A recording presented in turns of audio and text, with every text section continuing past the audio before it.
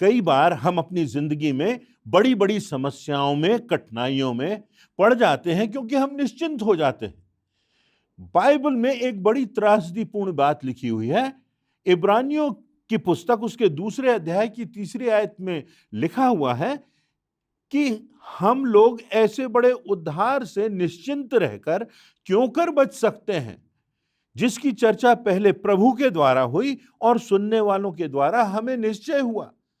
प्रभु ने उद्धार का मार्ग खोला, प्रभु ने उद्धार का संदेश दिया, प्रभु यीशु मसीह ने हमारे लिए उद्धार का मार्ग निश्चित किया और सुनने वालों ने, देखने वालों ने भी उसकी चर्चा की और उसके प्रमाण हैं। परंतु यदि हम उद्धार के प्रति निश्चिंत हो गए तो हम बच नहीं सकते। हमारी आत्मा विनाश के रास्ते पर चली जाएगी और हम अनंत विनाश को प्राप्त होंगे। क्यों? क्योंकि हमने उद्धार के प्रति निश्चिंतता बना रखी है अपनी जिंदगी में। श्रेष्ठ गीत की पुस्तक उसके 2 अध्याय के 15वीं आयत में लिखा है, जो छोटी लोमड़ियां दाख की बारियों को बिगाड़ती हैं उन्हें पकड़ लें, क्योंकि हमारी दाख की बारियों में फूल लगे हैं। ये छोटी छोटी लोमड़ियां हैं, परंतु संपूर्ण जो दाख की बारी है, जिसमें खूबसूरती है, जिसमें फल लगे हुए हैं, इन सब को ये नाश कर देंगी। छोटी छोटी लोमड़ियां सारे बागों को नाश कर देंगी। इनको पकड़ लें, इनसे हम बच जाएं। हमारी जिंदगी में यदि हम छोटी छोटी बातों के प्रति सजग ना रहें, हमको सजग रहने के लिए कहा गया है, हमको निश्चिंत रहने पर चेतावनी दी गई है। हमको जिंदगी में एक एक दिन, एक एक कदम पर सजग होकर के, सतर्क होकर के चलना है, क्योंकि लिखा है हमारा विरोधी शैतान इस ताक में रहता है गरजने वाले सिंह की नाई कि कब किसको फाड़ खाए, कब किसकी आत्मा का विनाश कर दे।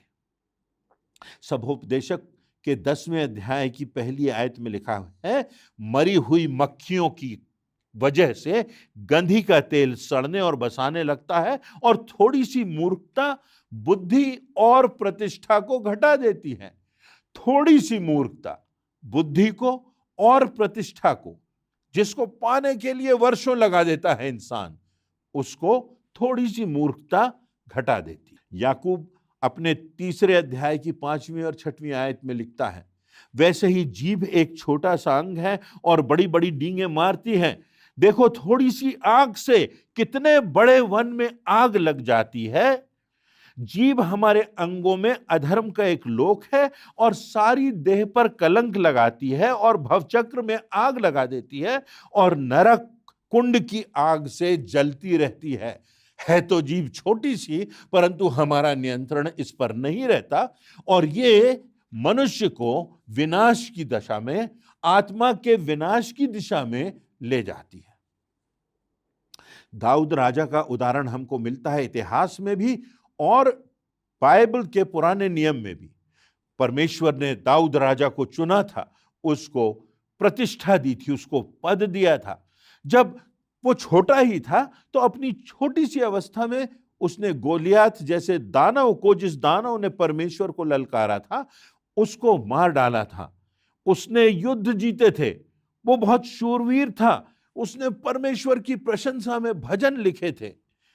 लिखा हुआ है a man after God's own heart, परमेश्वर के हृदय के अनुरूप दाऊद के विषय में इन शब्दों का प्रयोग किया गया है। वो राजा था, यश, वैभव, बुद्धि, बल, सेना, पराक्रम, आदर, सब कुछ उसके पास था। पर तब एक दिन आता है जब वो अपनी सेनापति की पत्नी को स्नान करते देखता है और वहां से उसका नैतिक पतन प्रारंभ हो जाता है। व्यभिचार, हत्या, सब प्रकार की भ्रष्टता। युद्धों को तो वो जीत लेता है, परंतु शारीरिक लालसा के कारण उस वासना में पड़कर, उस व्यभिचार में पड़कर वो हार जाता है। हम भी अपनी जिंदगी में कितनी बार उद्धार के प्रति निश्चिंत हो जाते हैं, और हमको हर दिन उद्धार के प्रति सजग रहना है, क्योंकि ये उद्धार की बात हमारी आत्मा से जुड़ी हुई है, हमारे आनंद से जुड़ी हुई है, और इसलिए हमको सजग रहना है। आज हम कुछ बातों पर गौर करेंगे कि हम कैसे निश्चिंत हो जाते हैं उद्धार के प्रति। इतनी बहुमूल्य बात जो हमारे जीवन में, इतना बहुमूल्य दान जो परमेश्वर ने हमें दिया, उसके प्रति हम निश्चिंत हो जाते हैं।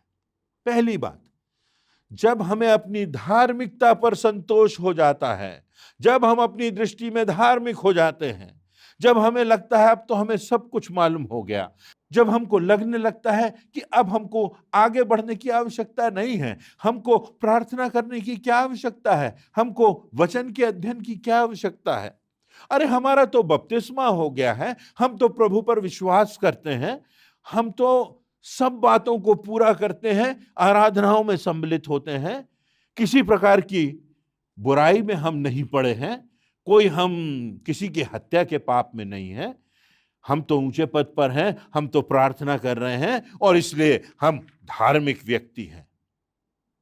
लूका रचित सुसमाचार के 18वें अध्याय में एक उदाहरण दिया गया है। मंदिर में एक फरीसी जो अपने दृष्टि में अपने आप को धार्मिक समझता था, वो जाता है, प्रार्थना करता है, और उसके साथ एक भ्रष्टाचारी, चुंगी लेने वाला टैक्स कलेक्टर प्रार्थना करता है।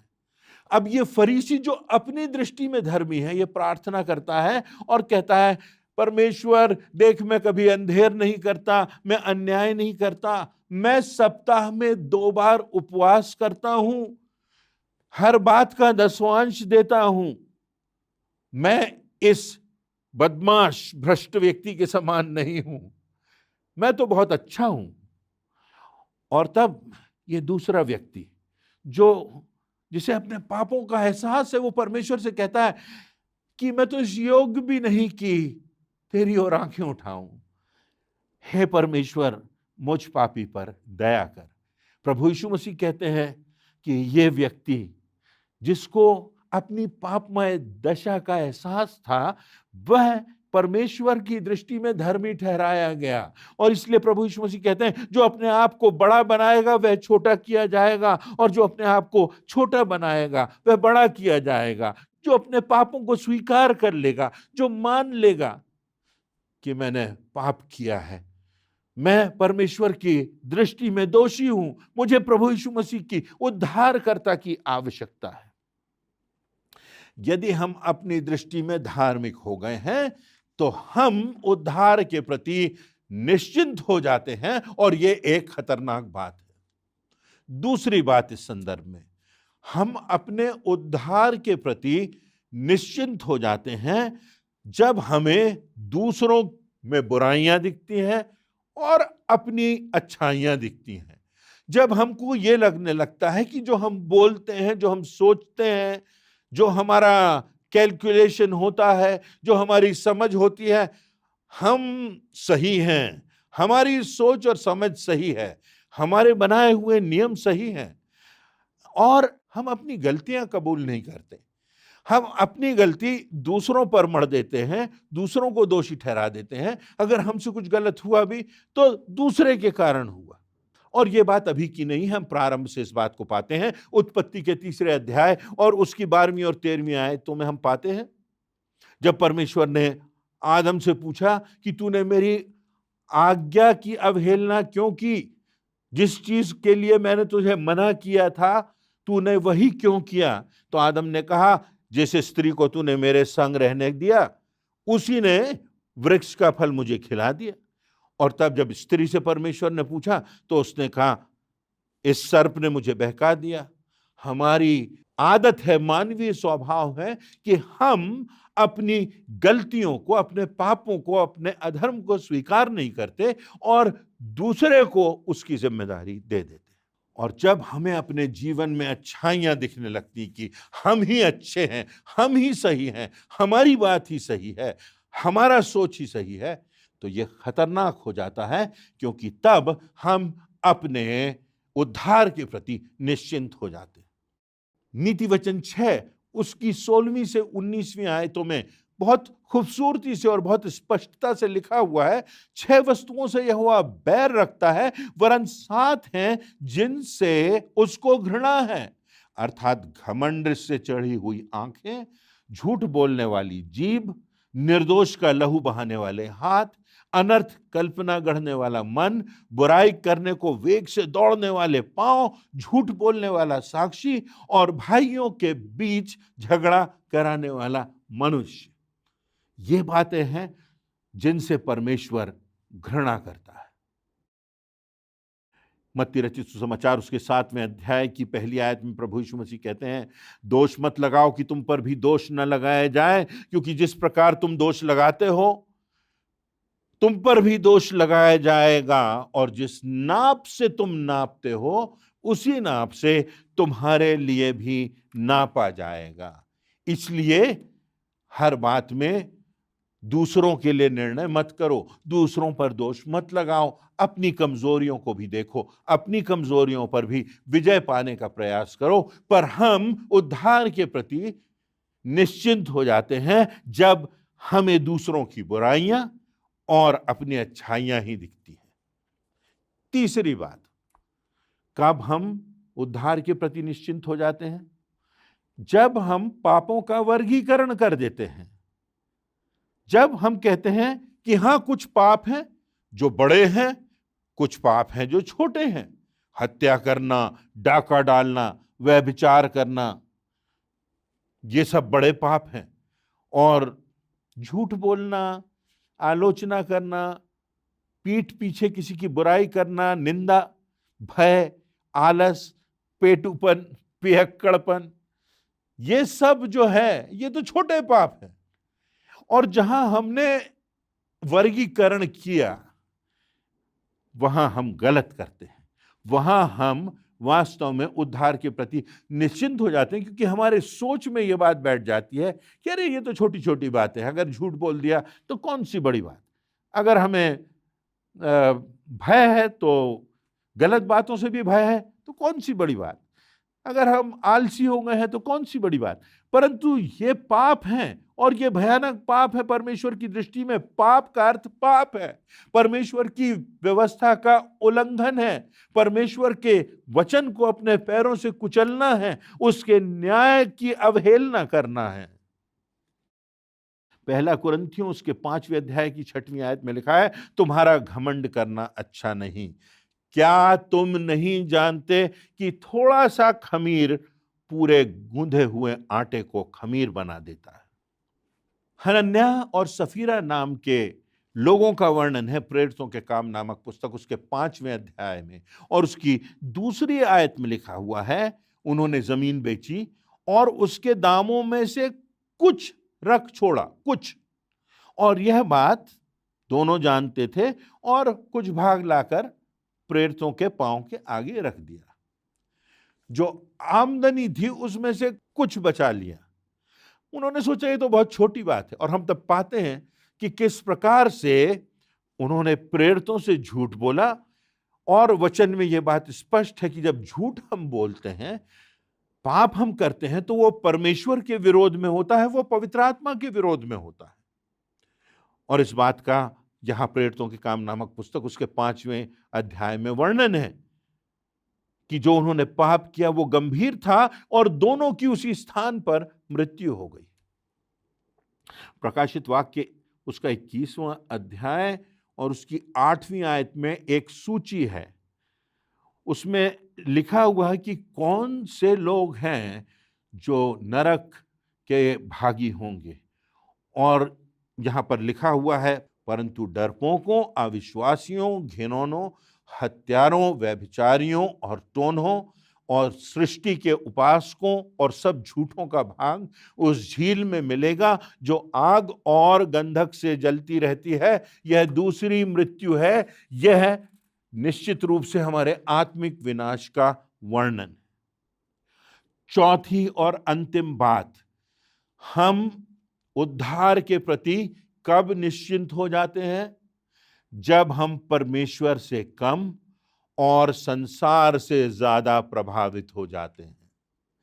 हम आज की दुनिया में टेलीविजन से घिरे हैं, सेल फोन से घिरे हैं, इंटरनेट से घिरे हैं, एड्स से घिरे हुए हैं, बहुत से प्रकार के विज्ञापन हैं, बहुत से प्रकार के आकर्षण हैं और सब प्रकार के प्रलोभन हैं। और तब हम संसार से, सांसारिकता से प्रभावित हो जाते हैं। ये विज्ञापन हमारे मस्तिष्क पर असर डालते हैं और तब हम इन बातों की ओर अपना ध्यान लगाते हुए परमेश्वर के वचन के लिए हमारे पास समय नहीं है, प्रार्थना के लिए समय नहीं है, हमारा फेवरेट सीरियल आने वाला है, आराधना के लिए हमारे पास समय नहीं है, परमेश्वर के वचन के सुनने के लिए, उसको समझने के लिए, उसको दिल में उतारने के लिए, उस पर चिंतन करने के लिए, बिछौनों पर जाने के पहले प्रार्थना करने के लिए, सुबह उठकर परमेश्वर को धन्यवाद देने के लिए समय नहीं है।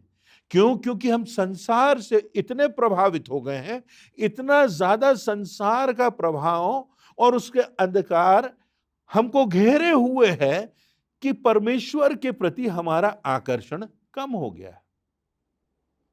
किसी ने कहा है कि जो हिंदी फिल्में बनती हैं, और मैं तो सोचता हूं दूसरी फिल्में भी, उनमें से अधिकांश फिल्मों का जो प्रमुख थीम होता है वो बदला होता है। अगर बदला लेने की बात है तो एक और नजरिए से बदला लेने की बात हम सोचें। क्या हम बदला उनका चुकाते हैं जिन्होंने हमारे लिए अच्छा किया है? क्या हम उनका बदला चुकाते हैं जिन्होंने हमें शिक्षा दी है? क्या हम उनका बदला चुकाते हैं जिन्होंने हमें परमेश्वर के ज्ञान से परिपूर्ण करा है? क्या हम उनका बदला चुकाते हैं जिन्होंने हमारा साथ निभाया है? क्या हम उनका बदला चुकाते हैं जिन्होंने कठिनाई के समय हमको संभाला है? जब हम गिरे थे तब हमको उठाया है। क्या हम उनका बदला चुकाते हैं जिन्होंने हमें हमारी योग्यता से बढ़कर दिया? क्या हम उनका बदला चुकाते हैं जिन्होंने हमें अपने पैर पर खड़ा होना सिखाया? क्या हम उनका बदला चुकाते हैं जिन्होंने हमें जीवते और सच्चे परमेश्वर से मिलाया? क्या हम उस महान सृष्टिकर्ता परमेश्वर यहोवा का बदला चुकाने के लिए तैयार रहते हैं, उसके लिए कुछ करने के लिए तैयार रहते हैं, जिसने अपने पुत्र को हमारे लिए बलिदान कर दिया कि उसके बलिदान होने से, उसके लहू बहाने से हमें अनंत जीवन मिल जाए, हमारी आत्मा का उद्धार हो जाए, हमें नया जीवन मिल जाए। बदला उसका चुकाओ जिसने हमको रक्त से खरीदा है। बदला उसका चुकाओ जो हमें सब कुछ देता है, जिसने हमें जिंदगी दी है। डॉक्टर हेनरी मॉरिस ने एक शोध किया है और बहुत बड़े साइंटिस्ट भी हुए हैं और उनको थियोलॉजी का, परमेश्वर के वचन का भी बहुत ज्ञान था। उनके अनुसार, उनके शोध के अनुसार, जब जल प्रलय हुआ, पुराने नियम में जिस जल प्रलय का वर्णन है, सब कुछ बाढ़ से, पानी से डूब गया था और उनका कहना है कि लगभग 700 करोड़ लोग थे। 700 करोड़ लोग, आज की जनसंख्या के बराबर। उनमें केवल नूह का परिवार परमेश्वर की दृष्टि में धर्मी था। प्रश्न यह है कि क्या हम भ्रष्टता से भरे हुए वातावरण में, इस अंधकार से भरे हुए वातावरण में प्रभु यीशु मसीह की ज्योति के समान अपनी जिंदगी में जी रहे हैं? क्या हम परमेश्वर की निकटता में चल रहे हैं या हम संसार से प्रभावित हैं? हमारा सोच, हमारी समझ, हमारी मानसिकता, हमारा व्यवहार, हमारी प्रतिक्रिया, हमारे मापदंड, क्या सब संसार के समान हो गए? तो अगर ऐसा हो गया है तो हम अपने उद्धार के प्रति निश्चिंत हो गए हैं और आज परमेश्वर का वचन हमको जगाता है, कहता है कि हमको जागना है, हमको सजग होना है, हमको अपने उद्धार के प्रति सजग होना है, क्योंकि हम बचेंगे नहीं। हम परमेश्वर से बच नहीं सकते, हम परमेश्वर को धोखा नहीं दे सकते। हमें परमेश्वर को जवाब देना है। हमारा वही न्यायी है जिसने अपने पुत्र को बलिदान कर दिया कि हमको उद्धार मिल सके। और उस प्रभु यीशु मसीह ने जिसने मृत्यु पर विजय प्राप्त की, वो आज भी हमारे लिए, हमारे उद्धार के लिए हमको बुला रहा है।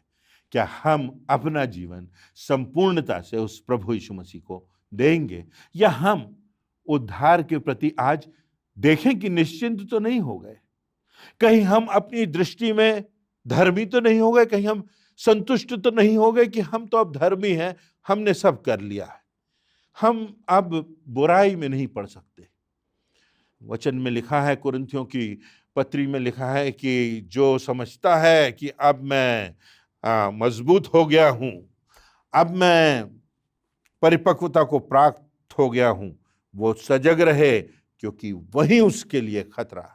हम उद्धार के प्रति निश्चिंत हो जाते हैं जब हम अपनी दृष्टि में धर्मी हो जाते हैं। हम उद्धार के प्रति निश्चिंत हो जाते हैं जब हमें दूसरों की बुराइयां दिखने लगती हैं और अपनी अच्छाइयां दिखने लगती हैं। हमारा तराजू है, हमारे बांट है, हमारा सोच है, वही सही है। हम उद्धार के प्रति निश्चिंत हो जाते हैं जब हम पापों का वर्गीकरण कर देते हैं। कोई पाप हैं जो सरल हैं, कोई पाप हैं जो बड़े हैं, कोई पाप हैं जो छोटे हैं, कोई पाप हैं जो क्षमा किए जा सकते हैं, और हम विभिन्न प्रकार से पापों को अपने आम जीवन में सोचते हैं कि ये तो हमारा मानव स्वभाव है। परंतु हमको सजग होकर के रहना है, सतर्क होकर के रहना है।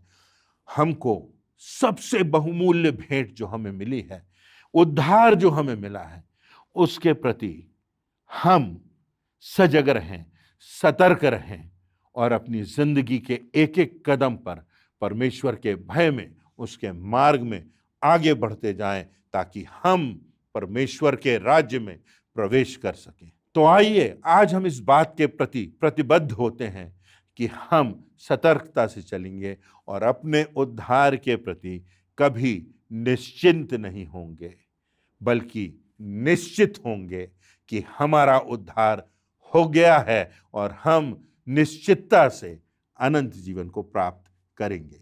परमेश्वर इन वचनों से हमें आशीष दे और अपनी जिंदगी को सही अर्थों में, अपने वचनों में, परमेश्वर की दृष्टि में देखने का, समझने का, सोचने का नजरिया दे। परमेश्वर आशीषों से परिपूर्ण करे आप सबों को, ऐसी मेरी याचना।